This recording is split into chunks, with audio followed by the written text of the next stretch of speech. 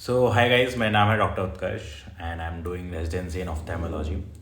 सो पिछली वीडियोस में मैंने आपको बताया था कि मैंने क्या प्लान्स किया 2025 को क्रैक करने के लिए, और मैंने आपको एक पॉइंट छोड़ा था कि टाइम टेबल मैं अगली वीडियो में बनाऊंगा। तो that is the video. So if you are preparing for NEET PG and INS CET for this year and if you are serious about it, first of all you are serious about it, then this is here the perfect timetable for you guys. I have prepared कि आपको maximum outcome मिले कम से कम समय में। And ये time table कोई भी कर सकता है, अगर वो इंटर्न कर रहा है या फिर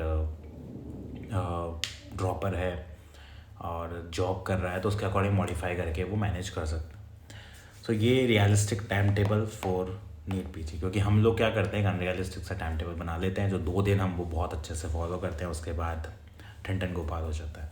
तो कोई बात नहीं, let's do this without wasting of time. So first of all, if you really want to get seat then this is for you guys. अगर आप लोग सीरियस नहीं हो उस साल के लिए, यानी आप सोच रहे हो कि मैं अगले साल सोचूंगा, तो अभी आप वीडियो स्किप कर सकते हो, नो वरी। सो ये वीडियो उन लोगों के लिए है खासकर जो सच में बहुत ज़्यादा पैशनेट हैं for this year to get selected for residency. So I started. Who is this for? And this video is for who are passionate and who are doing his internship, his or her internship or dropper. Anybody can follow this timetable, but according to modification, because आप लोग का working hours क्या है और क्या नहीं है, so उसके according ये थोड़ा changeable रहेगा। सो सबसे पहले अपन स्टार्ट करते हैं बिगेस्ट मिस्टेक। हम क्या करते हैं कि एक अनरियलिस्टिक सा टाइम टेबल बना लेते हैं जो बहुत 14-15 घंटों का बहुत प्यारा सा टाइम टेबल होता है, और उसको हम फॉलो ही नहीं कर पाते। उसको फॉलो नहीं करने के चक्कर में फिर हमें डीमोटिवेशन होता है। मैंने आपको पिछली वीडियो में बताया था कि क्या क्या होता है अगर हम फॉलो नहीं कर पाते, तो वो डीमोटिवेशन के साथ फिर मन भी नहीं करता है। सो बिगेस्ट मिस्टेक हम यही करते हैं। सो इसलिए मैंने क्या किया है, सब्जेक्टों को डिवाइड कर दिया। तो हमारे पास अब 19 सब्जेक्ट्स नहीं है, तो हमारे पास अब 19 सब्जेक्ट्स नहीं पढ़ेंगे, हम पढ़ेंगे 3 सब्जेक्ट्स। क्या पढ़ेंगे? 3 सब्जेक्ट, छोटू, बड़ू, मीडियोकर। ये मैंने अपनी तरीके से स्टार्ट किया था। तो छोटू सब्जेक्ट्स में मैंने जो बहुत एक दिन में या फिर 2 दिन में ईजिली कवर हो जाते हैं, उन सब्जेक्टों को कवर किया है। तो छोटू का मतलब है यहाँ डरमा, ठीक है। डर्मा मतलब डर्मा अपने आप में बहुत अच्छा सब्जेक्ट है, लेकिन नीट पीजी के लेवल के लिए डर्मा इज़ छोटू सब्जेक्ट में कैटेगरी करेंगे। एनेस्थीशिया, ठीक है। रेडियो का मोस्ट ऑफ द थिंग्स वो सिस्टमेटिक में कवर हो जाता है, मेडिसिन में कवर हो जाता है, ठीक है। तो उसको अपन बाद में डिस्कस, मैं आपको बताऊंगा कि उसको दूसरे तरीके से कैसे मैंने वो किया है। ऑर्थोपेडिक भी ज़्यादा लेंदी नहीं है, बहुत ईजी आसान सब्जेक्ट होता है। साइकेट्री, FMT, ठीक है, एंड ENT एंड ऑफ्थेल्मोलॉजी। ये सब्जेक्ट मैं छोटू कैटेगरी में रखता हूँ। हालांकि थोड़े से ENT, ऑफ्थेल और आपका ऑर्थोपेडिक को आप थोड़ा मीडियोकर ले सकते हो, बट ठीक है, ये ज़्यादा लंबे नहीं है, 1-2 दिन 3 दिन में कवर हो जाते हैं। बड़ू सब्जेक्ट्स में आता है मेडिसिन, ठीक है, surgery, obs gynaec and PSM बड़ा सब्जेक्ट्स है। बड़ू में ये भी बोल सकते हो कि ये नीट पीजी में कितना वेटेज भी खाते हैं। तो नीट पीजी में ये 4 सब्जेक्ट बड़ा भयंकर वेटेज खाते हैं। मीडियोकर में पैथो रखता हूँ मैं, हालांकि पैथो में बड़ू में भी रख सकता था, पर ठीक है, मीडियोकर में path, pharma, micro and ABP news मतलब एनाटमी, बायोकेमिस्ट्री एंड फिजियोलॉजी। तो इस तरीके से मैं 3 सब्जेक्ट्स में बांटता हूँ इन 19 सब्जेक्ट्स को। तो बहुत आसान सा हो जाएगा टाइम टेबल को फॉलो करने के लिए, ठीक है। आप चाहो तो मेडिसिन को इस तरीके से ही पढ़ सकते हो जैसे मैंने पढ़ा था। दूसरी तरीके से कई लोग इंटीग्रेटेड स्टडी करना पसंद करते हैं, तो मैं उन लोगों के लिए भी बता देता हूँ। अगर आप मेडिसिन को ऐसे पढ़ना चाहते हो तो मैंने कैसे पढ़ा था, फिजियोलॉजी पढ़ी, पैथोलॉजी मतलब फिजियो पढ़ी मैंने, पैथो पढ़ी, उसके बाद उसकी फार्माकोलॉजी पढ़ी, एंड उसके बाद उसका मैंने जो है मेडिसिन वाला पार्ट कवर किया, और उसके बाद उसका रेडियो वाला पार्ट कवर किया, ठीक है। और एक सब्जेक्ट्स मिस कर दिया मैंने, पीडियाट्रिक्स भी मैं इसमें रखता हूँ, ठीक है। तो पीड्स भी मैं इसमें था। सिस्टमेटिक मैंने ऐसे प्लान किया है कि आप जनरल को अलग कर दो। जनरल से अलग के मेरा मतलब है जनरल को खुद एक सब्जेक्ट बना दो। जनरल में क्या आ गया आपका, जनरल में जनरल पैथ आ गया, जनरल पैथ पढ़ते हैं। जनरल फार्मा आ गई, ANS वगैरह और दुनिया भर की चीज़ें आ गई। जनरल में पीड्स आ गया, पीड्स में जितनी भी अपनी न्यूरोनाटोलॉजी भी जनरल में कवर कर लो आप। जनरल में आपकी जो ये जनरल में आपकी फिजियो आ गई, नर्व फाइबर्स वगैरह वाला चैप्टर हो गया ना। और ये जनरल में ये कुछ पार्ट कवर हो जाता है।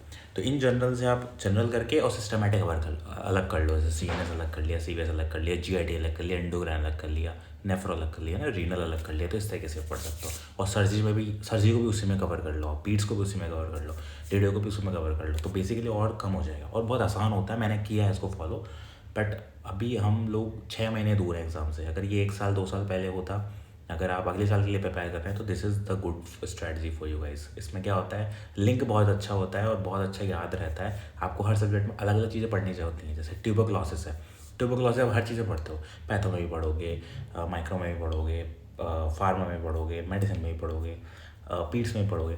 तो हर जगह वो ट्यूबरक्लोसिस आता है। तो इससे अच्छा आप ट्यूबरक्लोसिस को अलग से पढ़ लो, उसका फिजियोलॉजी मतलब जो भी आपका उसने पैथो स्टार्ट कर लिया, माइक्रो वाइक्रो करके दुनिया भर ख़त्म कर लिया। ठीक है, मैं आगे और डिस्कस करेंगे, पर अभी मेजर 2 स्ट्रेटजी में बात कर रहे हैं अपन। पहला कि अपन या तो छोटू बड़ू में 90 सब्जेक्ट्स को कवर कर लें तीनों में, या फिर सिस्टमेटिक अप्रोच में। इसमें जनरल को अलग कर देते हैं और सिस्टमेटिक अप्रोच कर लेते हैं। ठीक है, मैं आपको बात करेंगे। तो सबसे पहले जो टाइम टेबल का फर्स्ट स्टार्ट करेंगे मॉर्निंग से। तो सबसे पहले मॉर्निंग सबसे हमेशा अच्छा होता है, और 6 बजे से 9 बजे तक का फर्स्ट हम फेज़ लेंगे। तो 6 AM to 9 AM इसमें हम क्या करेंगे, फ्रेश टॉपिक स्टार्ट करेंगे बड़ू सब्जेक्ट से। बड़ू सब्जेक्ट्स या मीडियोकर सब्जेक्ट्स, जो भी हम जैसे हम स्टार्ट करें। तो बड़ू सब्जेक्ट से मेरा मतलब है कि मेडिसिन ले लिया आपने, या CVS ले लिया। ठीक है, तो CVS में अगेन वही फिजियोलॉजी पैथोलॉजी वाला पार्ट ले लिया, या फिर आपने मेडिसिन ले लिया, सर्जरी ले ली, जो भी आपने कोई भी एक टॉपिक ले लिया, पकड़ लिया। जैसे कि लेट्स अपन को ये भी सोचना है कि करना कैसे। CNS है, CNS में आपने CVA स्टार्ट कर लिया ना, सेरेब्रल वास्कुलर एक्सीडेंट स्टार्ट कर लिया। तो वो CVA वाला टॉपिक आपने स्टार्ट किया, TIA आपने स्टार्ट किया, फिर आपने EEG स्टार्ट किया, है ना। वट एवर यू स्टार्ट, आप स्टार्ट करो। या फिर जो आपके वीक सब्जेक्ट्स हैं, जैसे मेरा पर्सनल वीक सब्जेक्ट माइक्रोबायोलॉजी था, मेरा सच में बहुत वीक सब्जेक्ट्स, तो मैं उस तरीके से स्टार्ट कर सकता था। और अपना प्लीज़ फ़ोन साइलेंट कर दो, रील्स वील्स देखना बंद कर दो, मेरी वीडियोज़ भी मत देखना उस टाइम पे अगर आप देख रहे हो तो। मेरा मतलब फ़ोन बिल्कुल एयरप्लेन मोड पे डाल दो, नहीं डाल सकते तो कहीं अलमारी में पटक दो। प्लीज़ फ़ोन को आप बिल्कुल दूर रखना। This is the first part, 6 AM to 9 AM। ठीक है, देन थोड़ा सा ब्रेकफास्ट वगैरह कर लो, थोड़ा सा वॉक कर लो, है ना, थोड़ा सा कुछ फ्रेशन अप होके, एंड देन 10:30 to 1:30 अगला 3 आवर्स का सेशन लेंगे। उस 3 आवर्स के सेशन में आपको स्ट्रिक्टली बोल रहा हूँ, MCQ PYQs करेंगे। MCQ करेंगे या मतलब जो भी आपके क्वेश्चन बैंक हो गए या PYQs हो गए, और एनालाइज करेंगे अपनी मिस्टेक्स को। मैंने ये टाइम क्यों चुना 10:30 to 1:30 PM, बिकॉज ये टाइम आपका नीट PG वाला टाइम होता है। ऑलमोस्ट 9 to 12:30 अपना नीट PG होता है, और 9 to 12 आपका एम्स NI का एग्ज़ाम होता है। तो लगभग आपका वही वाला फेज है जिसमें आपका जो ब्रेन है वो उस लेवल पे काम करेगा कि मुझे इस टाइम पे MCQ सॉल्व करना है। What ever you solve it, आप क्यू बैंक सॉल्व करो, आप PYQ सॉल्व करो, आप रैंडम कुछ भी स्टार्ट कर दो, बट आपको उस टाइम पे MCQ फॉलो करना ही करना है। ऐसा नहीं और नहीं करना, पर उस टाइम पे तो करना ही करना है। देन 4 to 7 PM अगला 3 घंटे का अपना प्लान रहेगा। उस 4 PM to 7 PM में मैंने आपको स्ट्रेटजीज बतानी है बहुत प्यारी सी। बहुत इंपॉर्टेंट इसलिए क्योंकि इस पॉइंट में आपकी पूरी लाइफ चेंज हो जाएगी अगर आपने इस पॉइंट को फॉलो कर लिया। तो ये ध्यान रखना, this is the key feature, key point of this whole video, whole scenario. हर तीसरे दिन, जैसे कि मंडे को पकड़ा आपने, देन ट्यूसडे वेडनेसडे थर्सडे, फिर Friday Saturday Sunday, then Monday Tuesday Wednesday, like every third और फोर्थ डे आपको GT करना है। That's it. आपके पास कोई भी प्लेटफॉर्म का ग्रांड टेस्ट हो, 200 क्वेश्चन का आपको करना ही करना है। ठीक है, इट्स February नाउ, आपको करना है। फरवरी से लेकर के आपको मार्च, अप्रैल, मई, जून, कम से कम जून तक तो आपको ये प्लान रखना ही रखना है। 4 महीने तक आपको हर तीसरे दिन GT सॉल्व करना है। नो मैटर आपने एक सब्जेक्ट पढ़ रखा है, या 200 में से आप 10 नंबर लाओ या 50 नंबर लाओ, मुझे कुछ नहीं पता। और मुझे अपना GT स्कोर कमेंट करो, पर्सनल टेक्स्ट करो, मेरा इंस्टाग्राम लिंक है उसमें, पर्सनल टेक्स्ट करो। आई विल टीच यू कि कैसे इसको बढ़ाना है। ठीक है, अगर आप लोग इस जर्नी में मेरे साथ हो तो डू दिस। GT करो हर तीसरे दिन। मंडे को किया तो ट्यूसडे वेडनेसडे थर्सडे स्किप करके फ्राइडे को करो।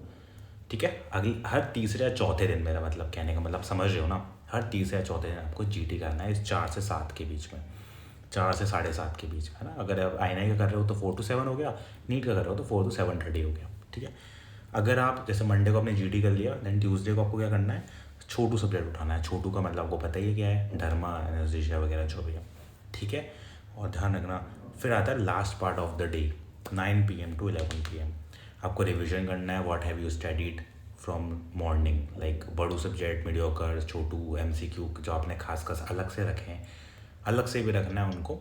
और दिस इज़ हाउ मैं आपको MCQ करने का तरीका बताऊंगा। वैसे खुद मैं MCQ करवाऊंगा आपको, ऑफ्थेल्मोलॉजी का मैंने डाला है 2024 में, और डालूंगा 23, 22 ऐसे सारे सब्जेक्ट का डालूंगा। तो please stay tuned and please आप लोग प्लीज़ मुझे रिस्पॉन्स दीजिए। कुछ वीडियो आप देखते हैं तो प्लीज़ मुझे कुछ कमेंट और लाइक वगैरह कीजिए, जिससे मेरे को थोड़ा सा मोटिवेशन मिले बनाने के लिए भी, क्योंकि मैं अपने टाइम से, रेजिडेंसी के टाइम से निकाल के आप लोग के लिए वीडियोस बनाता हूँ। तो प्लीज़ तो रिवीजन कीजिए and plan for next morning कि मुझे कल पैथोलॉजी स्टार्ट करनी है, मुझे कल जनरल पैथो स्टार्ट करनी है, कल मुझे इन्फ्लामेशन स्टार्ट करना है। तो प्लान फॉर इट। सी अगर आप प्लान नहीं बनाओगे ना बॉस, तो आपको प्रॉब्लम आएगी। मैं इसे लिख के ले लो। एंड दिस इट, 11 बजे से 6 बजे तक मस्त सोई से ही करो, और मस्त उठो सुबह 5:30-6 बजे के आसपास, थोड़ा सा वॉक करके 6 to 9:30 आप अपनी पढ़ाई स्टार्ट कर दो। This is the realistic time tables, everybody can follow this. And मैं PYQ कैसे सॉल्व करना है और कैसे अपनी मिस्टेक्स को एनालाइज करना है, पहली एक ये अलग से वीडियो बनाऊंगा। एक ग्रांड टेस्ट को कैसे देना है और ग्रांड टेस्ट को कैसे अलग से एनालाइज करना है, ये दूसरी वीडियो में बनाऊंगा। तो तब तक के लिए आप लोग मेरे साथ रहिए, वीडियो पे रिस्पॉन्स कीजिए, और प्लीज़ देखो वीडियोस को, टाइम टेबल को फॉलो करो, और आज से कल से PYQ स्टार्ट करो। This is the core feature.